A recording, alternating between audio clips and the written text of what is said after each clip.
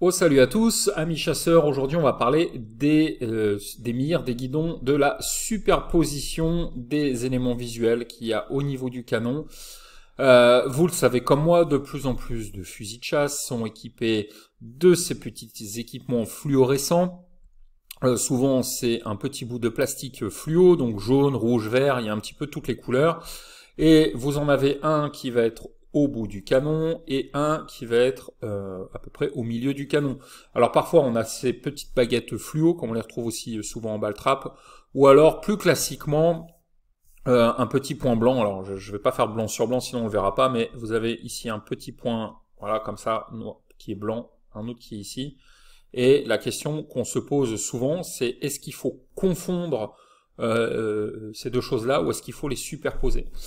Regardez, quand vous êtes correctement épaulé, on est d'accord, votre regard doit raser la bande du fusil. Okay, donc on pourrait se dire que en théorie, normalement, on devrait confondre les deux mires, les deux petites baguettes fluorescentes.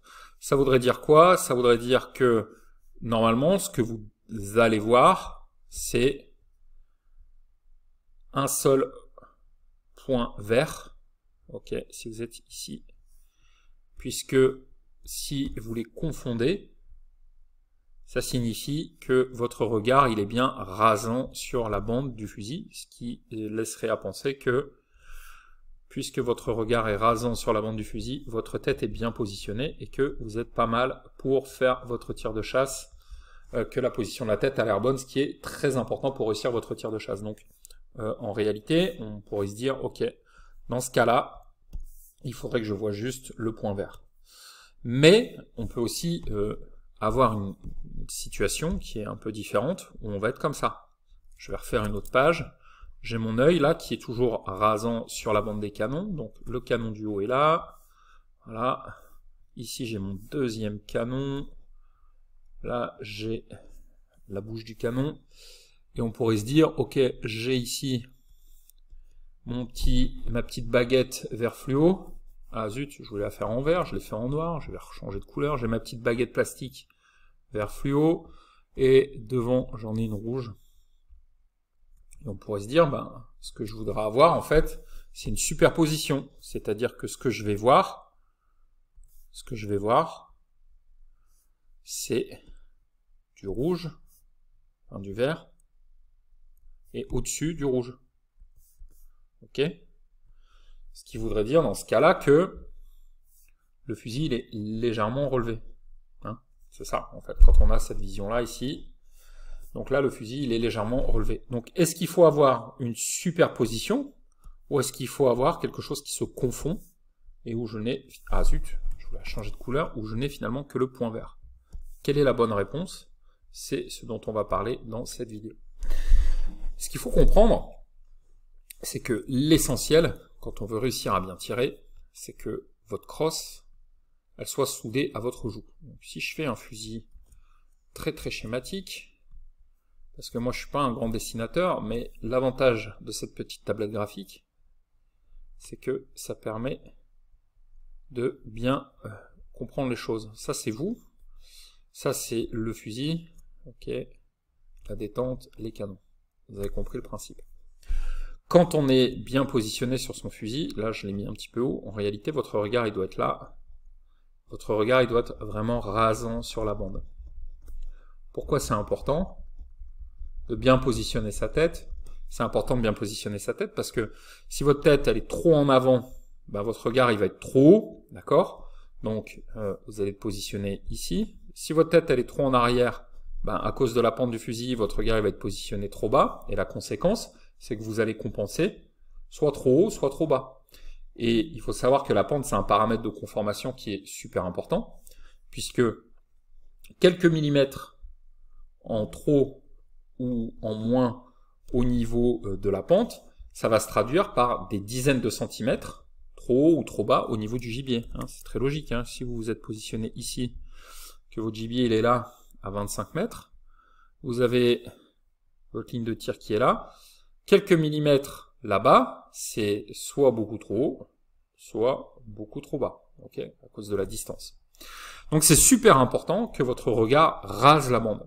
Donc en théorie, on pourrait se dire que la bonne réponse par rapport à la position des petites baguettes fluorescentes, par rapport aux mires, au guidon, c'est que elles soient confondues. Okay, donc si j'en ai deux de couleurs différentes, une rouge et une orange, la bonne réponse, si je suis bien positionné, a priori, c'est que je devrais voir qu'un point rouge. Sauf que ça, c'est de la théorie, et moi, je préfère avoir une vision qui est pratique, qui est celle du test de ciblage. Si on fait un test de ciblage, le mieux, c'est de se positionner face à un panneau de ciblage, ou un carton, un panneau de ciblage dans un stand, s'il y en a un, donc vous avez ici votre panneau. Vous vous positionnez à environ une quinzaine de mètres, et là vous allez faire vraiment ce qu'on appelle un tir de carabine, donc vous allez positionner, enfin viser le centre de la cible, en alignant les mires avec votre objectif. Donc vous avez ici la mire rouge, ici la mire orange, et vous allez faire un test de ciblage en confondant les deux. Donc là, vous voyez que la rouge. Vous faites feu, et vous regardez ce que ça donne en matière de répartition des plombs. Et ensuite, vous faites le test à nouveau, cette fois-ci en les superposant. Donc, vous allez donc voir la rouge, et au-dessus, la orange. Okay. Quand vous faites ça, normalement, vous devez tirer un petit peu plus haut. Ce qu'il faut, c'est que vous vérifiez la répartition des plombs.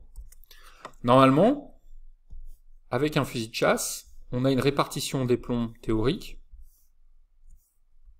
si on regarde le panneau de ciblage, qui doit être 50% à gauche, 50% à droite, du point qu'on a visé, ça c'est logique, et vous devez avoir un fusil qui tire légèrement haut, c'est-à-dire un fusil qui tire 60% des plombs au-dessus, 40% des plombs en dessous. 55, 45, et aussi généralement à demi. Okay. On a un fusil qui tire légèrement haut, je vais vous expliquer pourquoi. Okay. Donc en gros, on a une gerbe de plomb qui est répartie à moitié-moitié sur le gauche-droite, et qui est légèrement haute. Et ce qu'il faut voir, en fait, c'est avec quelle position des mires vous arrivez à quelque chose qui est aux alentours de 55-45. Donc si c'est en les confondant, c'est très bien. Si c'est en les superposant, c'est très bien aussi. Mais ce qu'il faut, c'est s'en souvenir. C'est de vous dire, ok, j'ai un fusil qui tire légèrement haut, avec soit les mires confondues, soit les mires superposées. Alors, je poursuis. Pourquoi est-ce qu'il faut un fusil qui tire légèrement haut? Quand vous avez un gibier qui s'enfuit, en fait, ça vous permet, donc voilà, qui part droit devant. Quand vous avez un gibier qui s'enfuit par rapport à vous, voilà, je sais pas, vous êtes ici, en action de chasse, voilà, vous avez le champ, et là vous avez votre gibier qui part comme ça. Eh ben, vous, évidemment, si vous voulez le toucher, c'est bien d'avoir un fusil qui tire un petit peu haut, parce que ça vous permet de continuer à voir votre objectif, sans avoir à le masquer par les canons. Et c'est pour ça que c'est pratique d'avoir un fusil qui tire un petit peu haut. Et c'est pour ça que en balle trap, dans les disciplines où on doit tirer que des fuyants, on a des fusils qui tirent très très haut. Alors je fais un petit parallèle, mais en balle trap, quand on tire en fausse universelle, on tire que des plateaux qui sont des fuyants qui font ça. Donc que des plateaux qui montent et qui s'éloignent. Donc les fusils qui sont spécialisés en fausse universelle, ils tirent à 70% au-dessus du point d'impact, voire même parfois 80% au-dessus du point d'impact. Évidemment, en action de chasse, on ne peut pas avoir un fusil qui tire aussi haut que ça, parce que ça poserait des difficultés sur les gibiers qui sont les gibiers qui traversent. Par exemple, vous êtes toujours là, en action de chasse, et vous avez un vol de volatile qui fait ça, qui va de gauche à droite. Il est clair que si votre volatile il va de gauche à droite et que vous avez un fusil qui tire très haut, ça va être plus compliqué de toucher, parce que vous allez devoir compenser en fait le fait que le fusil tire très haut. Donc on cherche plus de polyvalence sur un fusil de chasse, donc on va aller sur une répartition des plombs légèrement haute, donc 60-40, 55-45, ou alors 50-50, ça va aussi. Okay. Donc à vous de faire le test de ciblage et de voir la hauteur des plombs en fonction de la position que vous avez. Donc s'il faut, c'est être bien positionné, la tête bien positionnée sur la crosse, et voir si le fusil tire 50-50, 55-45 ou 60-40. Si vous êtes à 55-45, c'est juste parfait. Un fusil qui tire légèrement haut pour la chasse, c'est ce qu'il faut.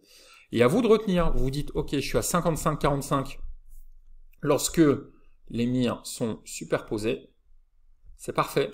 Je suis à 55-45 lorsque les mires sont confondus, c'est parfait. Il n'y a pas de bonne ou de mauvaise réponse, ça c'est ok, ça c'est ok, mais ce qu'il faut c'est s'en souvenir.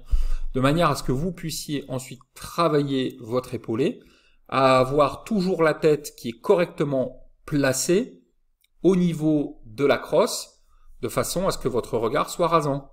Vous avez votre regard, vous avez la bande des canons, il faut vous entraîner à épauler, de façon à ce que votre tête elle arrive pile au bon endroit, de façon à ce que les mires elles soient soit confondues, soit superposées en fonction du résultat du test de ciblage.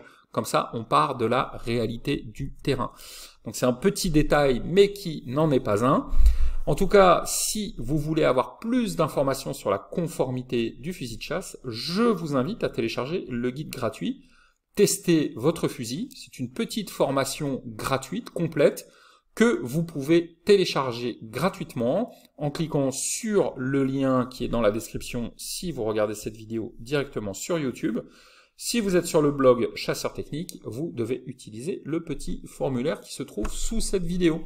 Voilà, il me reste à vous souhaiter un excellent tir et à vous souhaiter une bonne chasse. Merci beaucoup.